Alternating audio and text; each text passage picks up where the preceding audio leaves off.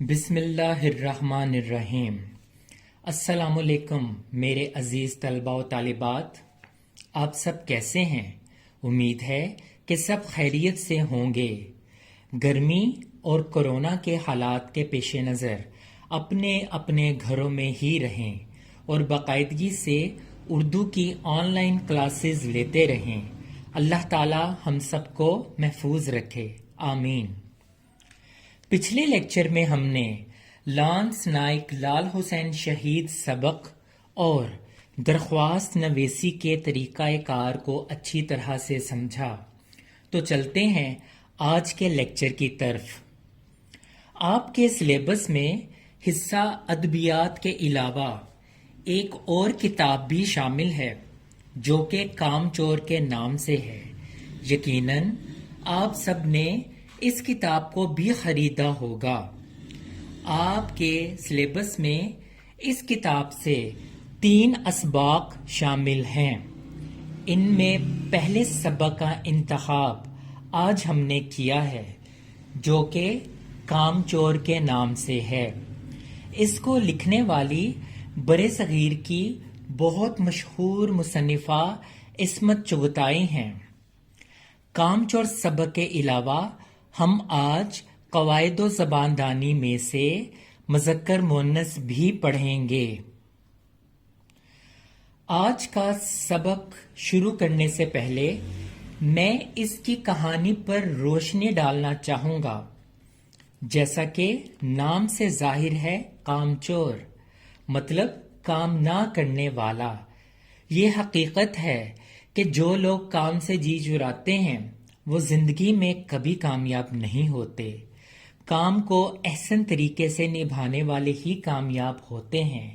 اس کے ساتھ ساتھ یہ کہانی بچوں اور بڑوں کے ذہنوں کو بیان کرتی ہے کہ جب بڑے بچوں سے کام کی امید لگا بیٹھتے ہیں اور بچے چھوٹے بچے اور نا تجربہ کار ہونے پر اس کو ٹھیک طرح سے نبھا نہیں پاتے تو ڈانٹ کھاتے ہیں، حالانکہ بچے اپنے طور پر پوری کوشش کرتے ہیں۔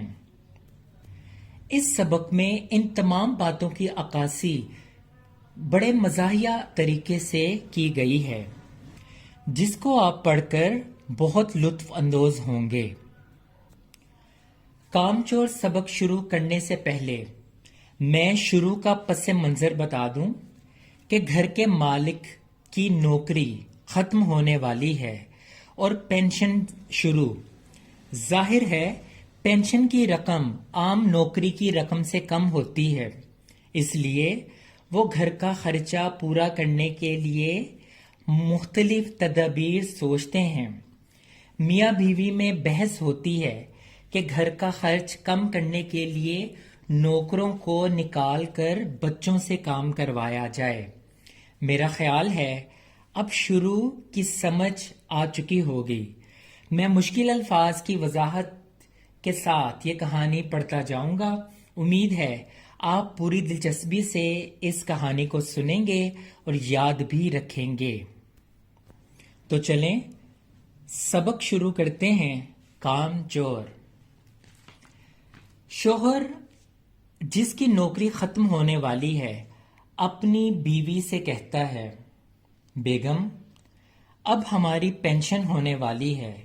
پینشن وہ رقم جو گورنمنٹ نوکری ختم ہونے کے بعد ماہانہ دیتی ہے تاکہ آپ گھر بیٹھ کر اپنے گھر کا خرچہ چلا سکیں۔ ذرا گھر کا خرچ کم کر دو۔ بیگم کہتی ہے، اے ہے میں زیادہ خرچ کرتی ہوں تو اپنے ہاتھ میں گھر کا انتظام لے لو۔ یہ کہہ کر اماں جان بگڑی یعنی بیگم صاحبہ ناراض ہو گئیں۔ اس پر شوہر بولتا ہے، یعنی کہ میں کماؤں بھی اور گھر کی دیکھ بھال بھی کروں؟ خوب، بہت خوب، پھر بیوی کا کیا فائدہ؟ آگے سے بیوی کیا جواب دیتی ہے، بھائی ہم تو پوہڑ ہیں۔ پوہڑ نالائق، بد سلیقہ، یعنی جن کو گھر کا کام کاج نہ آتا ہو۔ ایسا کریں آپ کوئی سگڑ یعنی سلیقہ مند بیوی بیاہ کر لے آئیں، یعنی آپ ایسی کوئی عورت سے شادی کر لیں جو سلیقہ مند ہو اور آپ کے کم خرچے سے گھر کو اچھی طرح سے چلا لے۔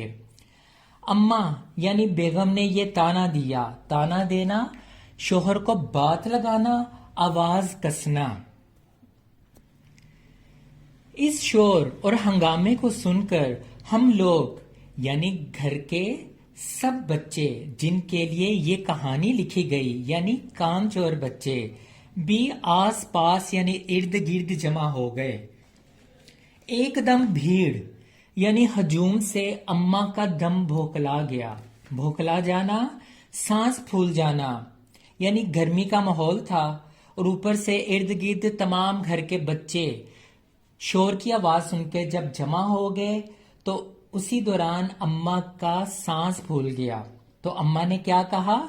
غارت ہو جاؤ کم بختو، یعنی برباد ہو جاؤ بری قسمت والو، کلیجے پر چڑھے چلے آتے ہو، اتنی بھیڑ لگا دیتے ہو، چلو دور ہو جاؤ۔ ابا میاں کا غصہ اماں ہم لوگوں یعنی بچوں پر اتارنے لگیں۔ ہم لوگ اداس ہو کر یعنی بچے اداس ہو کر ان سے ذرا دور ہٹ آئے یعنی دور جا کر کھڑے ہو گئے اور دل میں دعائیں مانگنے لگے، کاش ابا میاں ہمارے لیے ایک فرسٹ کلاس سی اماں لے آئیں، یعنی ہماری ایک ایسی اماں ہوتی جو ہمیں نہ ڈانٹتی، نہ ہمیں کسی کام یا کسی موقع پر ہمیں برا بلا نہ کہتی۔ خیر، ابا میاں نئی اماں جان تو نہ لائے، لیکن ہماری پرانی اماں کو انہوں نے اس بات پر ضرور راضی کر لیا کہ وہ خرچ کم کرنے کی اسکیم پر غور کرنے کو تیار ہوں۔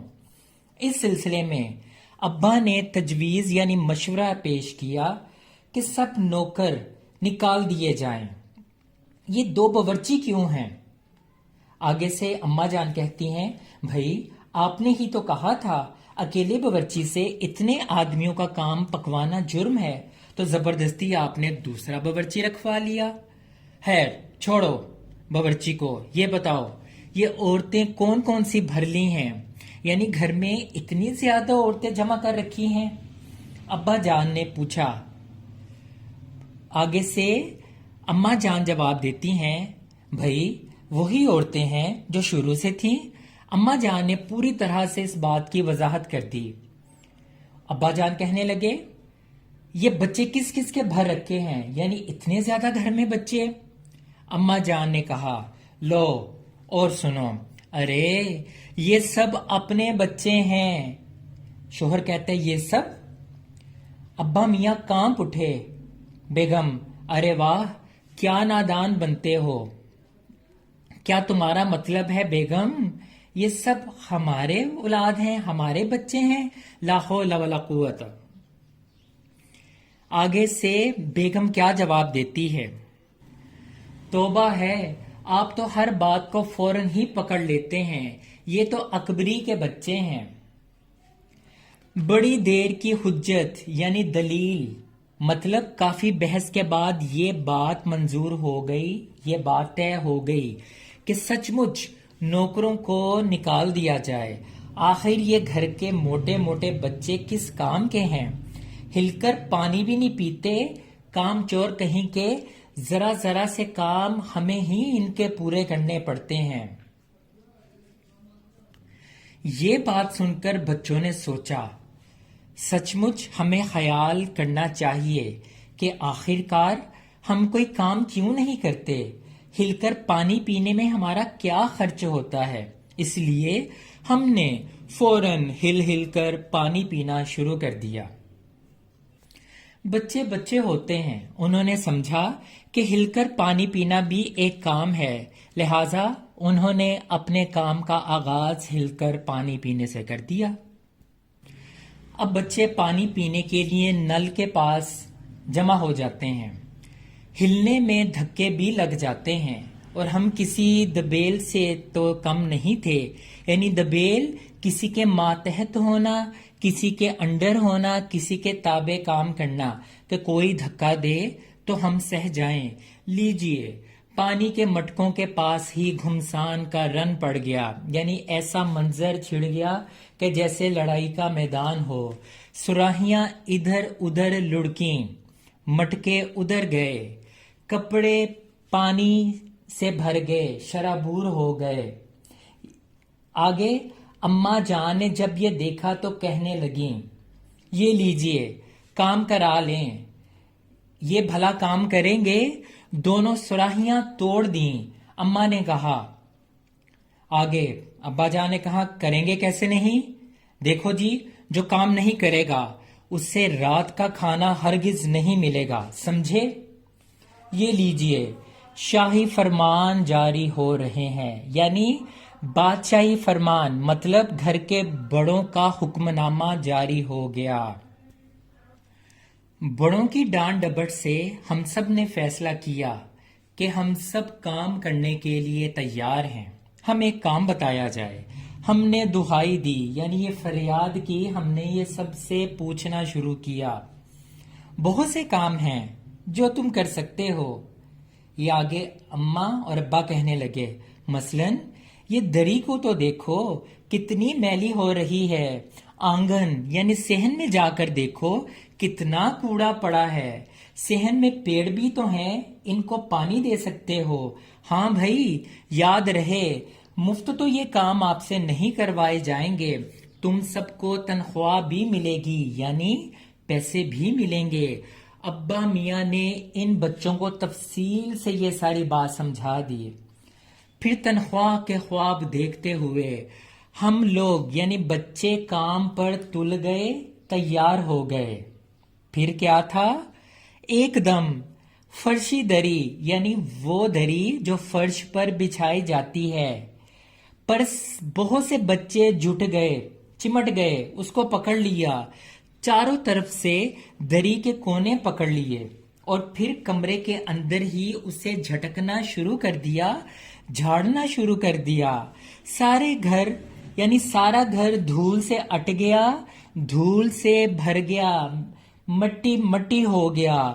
کھانستے کھانستے سب بے دم ہو گئے، سب یعنی بے حال ہو گئے۔ مار مار کر ہم لوگوں کو آنگن میں نکالا۔ اس کمرے میں یعنی ہمیں اتنی ڈانٹ پڑی، ہمیں اتنی ہماری مار کٹائی ہوئی کہ اس کمرے سے ہمیں صحن پر زبردستی نکالا گیا۔ بچوں نے سوچا، یہ تو ہمارے بس کی بات نہیں، چلو کچھ اور سوچتے ہیں۔ تو پھر یہ طے ہوا کہ چلو ایسا کرتے ہیں کہ پیڑوں یعنی درختوں میں پانی دیتے ہیں۔ بس سارے گھر کی بالٹیاں، لوٹے، تسلے، بھگونے، پتیلیاں لوٹ لی گئیں۔ جنہیں یہ چیزیں نہ ملیں وہ ڈونگے اور کٹورے گلاس میں ہی لے کر بھاگے۔ اب سب لوگ نل یعنی نلکے پر ٹوٹ پڑے۔ یہاں پر بھی وہ گھمسان مچی، یعنی وہ جنگ کا سما پیدا ہوا کہ کیا مجال، کہ کسی کی کیا ہمت جو ایک بوند یعنی قطرہ پانی بھی کسی کے برتن میں آ سکا ہو۔ یہ دیکھتے ہوئے فوراً بڑے بھائیوں، بہنوں، ماموں، چچاؤں اور دمدار خالاؤں اور پھپھیوں کی ایک زبردست کمک یعنی فوج بھیجی گئی، یعنی گھر کے افراد جتنے بھی تھے وہ ان کو مارنے کے لیے بھاگے کہ یہ کیا غل مچا رکھا ہے۔ فوج نے آتے ہی اپنی اپنی پتلی پتلی نیم کی چھڑیوں سے ہماری ننگی ٹانگوں اور بدن پر وہ سڑاکے لگائے، یعنی وہ کوڑے برسائے کہ ڈھونگا اور کٹورا فوج میدان میں ہتھیار پھینک کر پیٹھ دکھا کر بھاگ گئی۔ یعنی جتنے بھی بچے تھے وہ جو انہوں نے ساز و سامان برتن اٹھا رکھے تھے وہیں ان کو پھینکا اور ڈر کے مارے وہیں سے بھاگ کھڑے ہوئے۔ بچے اس کام میں بھی ناکام ہو گئے، پریشان ہو گئے کہ اب کیا کریں۔ بچے آپس میں یہ کہنے لگے، ہم لوگ قائل ہو گئے، مان گئے کہ سچ مچ یہ صفائی وغیرہ کے کام اپنے بس کی بات نہیں، اور نہ ہی ان پیڑوں کی دیکھ بھال ہم سے ہو سکتی ہے، اس لیے یہ کرتے ہیں کہ چلو مرغیاں ہی بند کر دیں۔ بھئی شام ہی سے یہ کام شروع کر دیا، لہذا بانس چھڑی جو ہاتھ میں پڑی لے لے کر مرغیاں ہانکنے لگے، یعنی مرغیوں پر چلانا شروع کیا، مرغیوں کو دوڑانا شروع کر دیا۔ چل ڈربے، چل ڈبے میں چل، چل ڈربے یعنی اپنے ڈبے میں چل۔ مگر صاحب شاید ان مرغیوں کو بھی کسی نے ہمارے خلاف بھڑکا رکھا تھا، یعنی ہمارے خلاف کیا ہوا تھا۔ اوٹ پٹانگ یہاں وہاں ادھر ادھر کودنے لگیں، بھاگنے لگیں۔ دو مرغیاں کھیر کے پیالوں پر سے جن پر آپاں چاندی کے ورق لگا رکھی تھیں دوڑی پھڑ پھڑاتی نکل گئیں، یعنی جہاں پر مرغیاں بھاگ رہی تھیں اس کے پاس ہی خالہ کھیر بنا کے پیالیوں میں بھر رہی تھیں، تو مرغیاں ان پیالیوں پر پھڑ پھڑاتی ہوئی نکل پڑی۔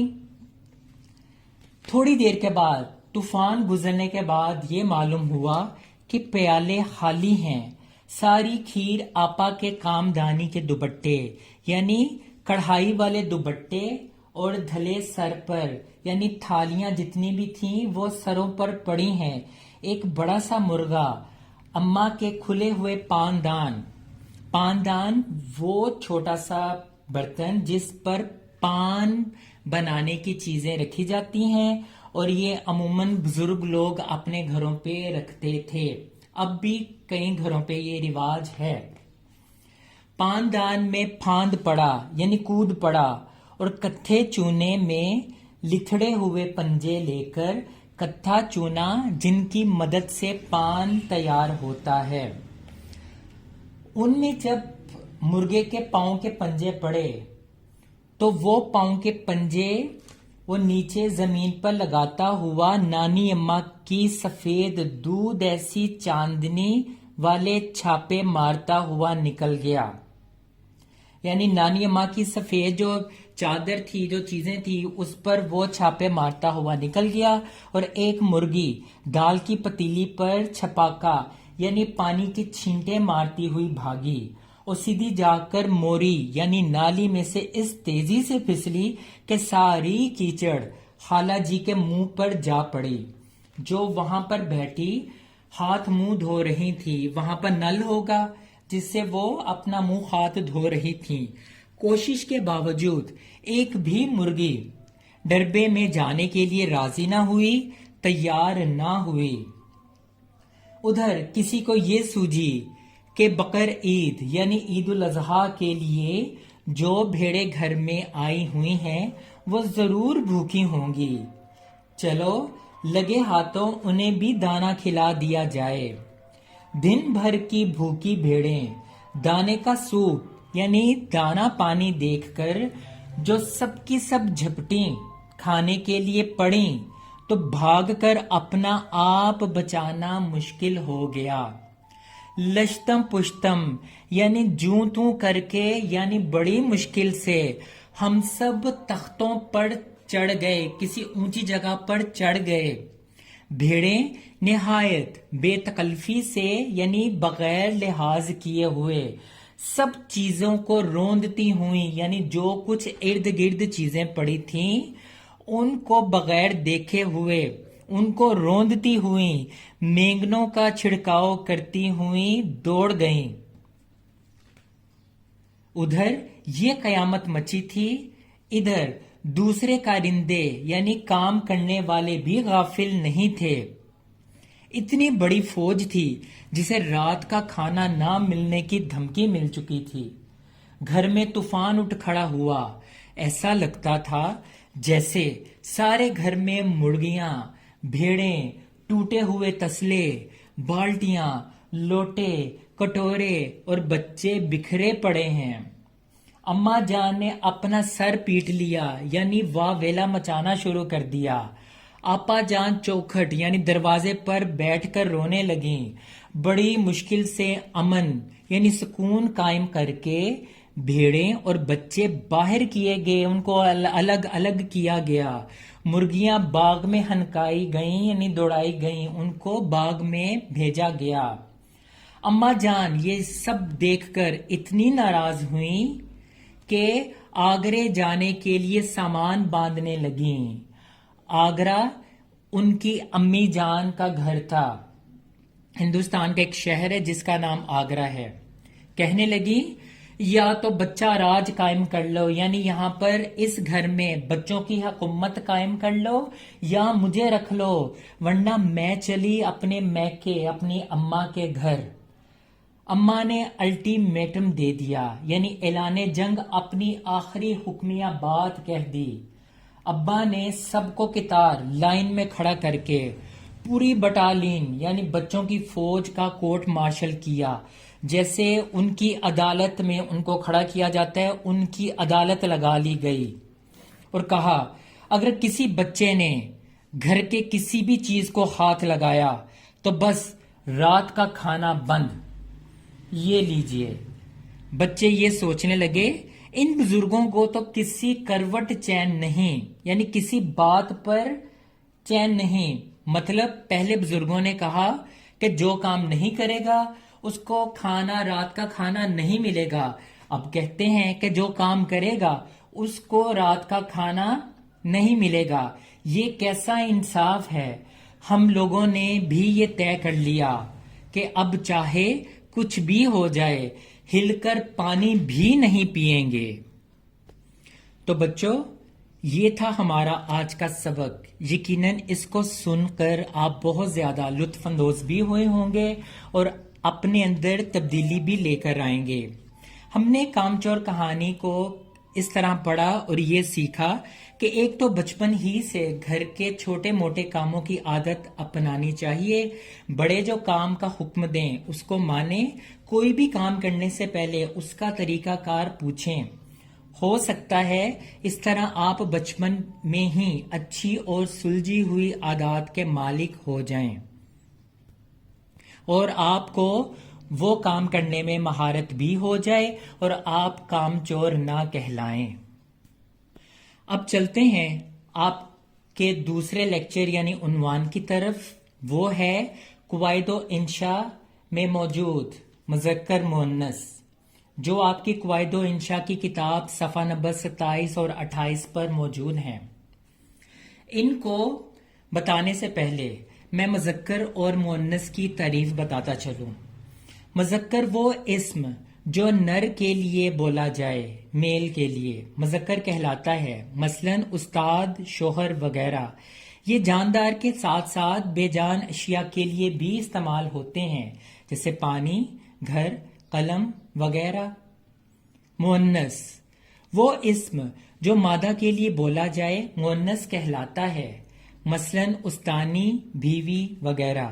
یہ بھی بے جان اشیاء کے لیے استعمال ہوتے ہیں، جیسے میز، کرسی، رات وغیرہ وغیرہ۔ اب آپ کی کتاب کے صفحہ نمبر 27 اور 28 پر موجود مذکر اور مؤنث جو آپ کے سلیبس کا حصہ ہیں، میں بولتا چلا جاؤں گا، آپ نے ان کو بڑے غور سے سننا ہے اور یاد کرنا ہے۔